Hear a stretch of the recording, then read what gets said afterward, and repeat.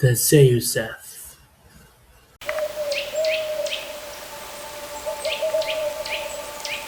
Sa puso ng kalikasan, kung saan ang batas ay likas at walang awa, ang kaligtasan ay hindi pagpipilian, ito ay isang pagsubok. Ito ang likas na kaligtasan.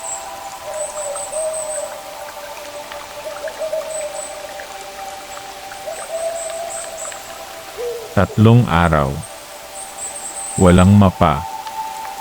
Walang kumpas. Instinct lang at kung ano ang ibinibigay ng kalikasan. Dito, bawat desisyon ay maaaring buhay o kamatayan.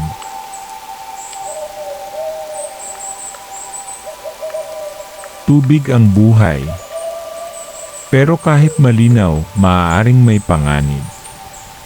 Laging pakuluan muna kung kaya mong magpaapoy.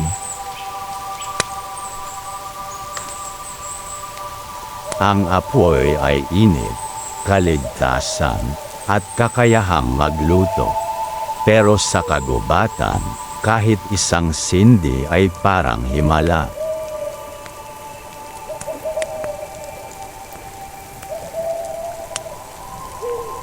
Ayan na. Ang kaibahan ng pagyelo at ng isa pang gabing mabubuhay.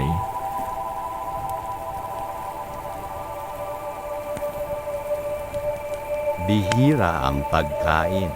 Bawat kalorya ay mahalaga. Mga ugat, insekto, bunga, bawat isa ay maliit na tagumpay laban sa gutom.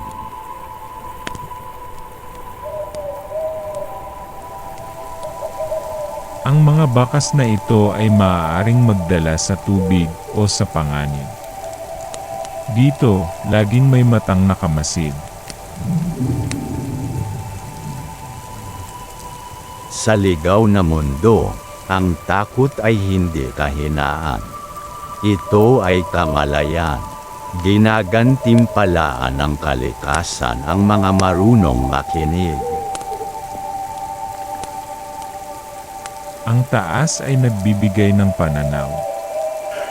Mula rito, kita ko ang lambak ng ilog. Iyon ang daan palabas. Ang kaligtasan ay hindi tungkol sa pagsakop sa kalikasan. Ito ay pag-unawa rito, paggalang sa kapangyarihan nito, at pag-angkop sa ritmo nito. Bawat hakbang ay pangako na magpapatuloy anuman ang ibato ng kalikasan. Sa huli, ang kaligtasan ay hindi lang tungkol sa pananatilang buhay.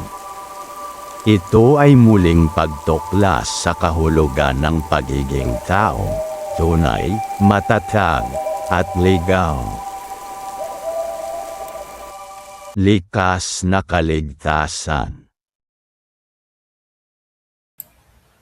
The Zeusath.